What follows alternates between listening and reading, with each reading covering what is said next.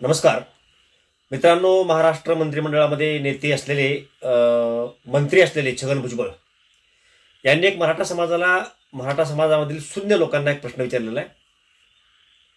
त्यांच्या स्टाईलमध्ये त्यांच्या पद्धतीने ते विचारत आहेत की मराठा समाजाला जे 10% SEBCचं आरक्षण भेटलंय ते नको का, ते मराठा समाजाला सांगावं.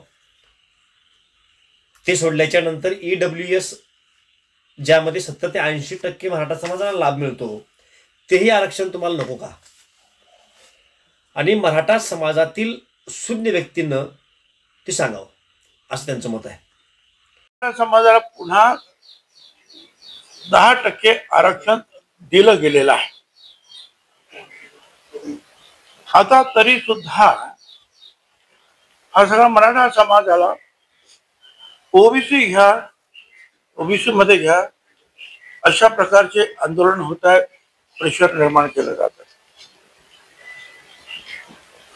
मला त्यांना सांगायचं आहे, किंबहुना विचारायचं आहे, तुम्हाला मराठा आरक्षण नको का? तुम्हाला 10% मराठा आरक्षण नको का? ते रद्द करायचं का? ते रद्द झालं तर EWS मध्ये तुम्ही 80-90% असता, तेही तुम्हाला नकोच का? आणि पुढे ओपन मध्ये सुद्धा जे आहे 50% मध्ये तुम्ही खेळत असता, ते तुम्हाला नकोच का? याचं उत्तर अनेक माजी मुख्यमंत्री आहेत,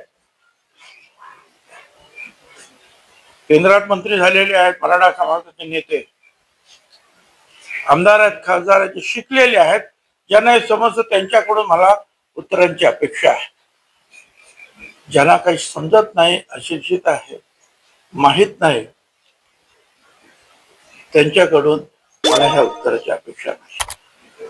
माझी विनंती आहे त्यांना, तुम्ही होकल व्हायला पाहिजे, तुम्ही बोलायला पाहिजे. बोला, आम्हाला मराठा आरक्षण सुद्धा नको, आम्हाला EWS सुद्धा नको, आम्हाला ओपन सुद्धा नको, आम्हाला फक्त भुजबळ फार जुने राजकारणी आहेत आणि ओबीसी नेते म्हणून प्रचलित आहेत. त्यांना समाज शहाणा समजतो. महाराष्ट्रामध्ये, देशामध्ये कुठल्याही जातीला कुठलंही एकच आरक्षण मिळत असतं.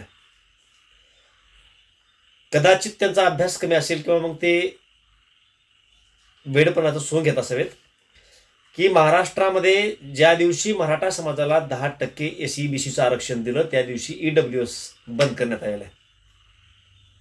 आणि जे लोक EWSचा लाभ घेत आहेत त्यांना EWSचा, जे लोक SEBCचा लाभ घेत आहेत त्या लोकांना EWSचा फायदा नाही, कुणबीचा फायदा नाही. आणि जे लोक कुणबी म्हणून आहेत त्याही लोकांना SEBC मध्ये काही बेनिफिट मिळत नाही आणि EWS मध्ये मिळत नाही.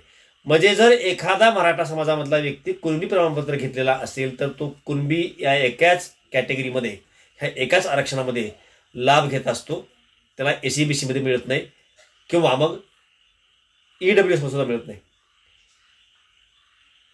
मग तुम्ही जो तर्क लावताय की हे तीनही आरक्षण मराठा समाजाला आहेत, तो मुळात हा तर्क चुकीचा आहे. आपलं अज्ञान त्यामध्ये दिसतंय. दुसरा टॉपिक, तुम्ही कोण आहेत नेमके? की समजा तुम्ही प्रश्न विचारला आहेत की SEBCचं आरक्षण तुम्हाला नको का, आम्ही सांगितलं नको. तुमचा दुसरा प्रश्न आहे की EWSचं आरक्षण तुम्हाला नको का, आम्ही सांगितलं नको. तर हे दोन आरक्षण नको असल्याच्या नंतर कुणबीचं आरक्षण तुम्ही देणार आहेत का? ते तुमच्या हातामध्ये आहे का? तुम्ही आहेत कोण? तुम्ही कुण्या अधिकारानं हा प्रश्न विचारताय? त्याच्यामुळं भुजबळ सारख्या लोकांनी, ते मंत्री महोदय आहेत, अशा लोकांनी आपले स्टेटमेंट देताना थोडं विचारपूर्वक दिलं पाहिजे. आणि जर मराठा समाज अशा पद्धतीने प्रतिक्रिया देणार असेल की हे दोन्ही आरक्षण आम्हाला नको आहेत, तर कुणबीचे दारं मोकळी ते सोडणार आहेत का? तसं असेल तर मराठा समाज तशी प्रतिक्रिया देईल. परंतु तुमच्यासमोर तशी पद्धतीची प्रतिक्रिया देऊन फायदा काय? तुम्ही आरक्षण थोडं देणार आहेत? आरक्षण देण्यासाठी मुख्यमंत्री पाहिजेत, तुम्ही ते नाही आहेत. नाही कुठला आयोगाचे तुम्ही अध्यक्ष पण नाहीत की तुमच्याकडे तसे अधिकारी आहेत, किंवा मग तुम्ही न्यायाधीश सुद्धा नाहीत की जे कुठला निर्णय देऊ शकतील. त्यामुळे तुम्हाला प्रश्नाचं उत्तर देण्यामध्ये काही लॉजिक नाही, आणि जर दिलं तर समाधान तुम्ही करू शकत नाही. त्यामुळं अशा पद्धतीनं काही चुकीच्या पद्धतीनं मतं मांडणं चुकीचं आहे. हे सर्व मराठा आणि ओबीसी बांधवांनी सुद्धा लक्षात घ्यावं की जर कुणबी दाखला कोणाकडे असेल तर त्याला एसीबीसीचा लाभ मिळत नाही, ईडब्ल्यूएसचा मिळत नाही. ज्याच्याकडे एसीबीसीचं प्रमाणपत्र असेल तर कुणबीचा लाभ मिळत नाही, ईडब्ल्यूएसचा मिळत नाही. आणि ईडब्ल्यूएस तर मराठा समाजाला त्याचा क्लिअर कट बंद झालेला आहे. त्यामुळे आता एकच आरक्षण आहे. जर तुम्ही एसीबीसीचा लाभ घेत असाल तर तुम्हाला कुणबी नाही आहे, आणि तुम्ही कुणबीचा लाभ घेत असाल तर तुम्हाला एसीबीसी नाही आहे.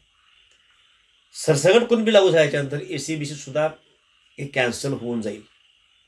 त्यामुळे अशा पद्धतीने काहीतरी संभ्रम निर्माण होईल अशा पद्धतीचे वक्तव्य करणं. मंत्री आपण आहात आणि वरिष्ठ आहेत, फार अनुभवी नेते आहेत, अशा पद्धतीनं वक्तव्य करून आपलं अज्ञान आपण दाखवू नये.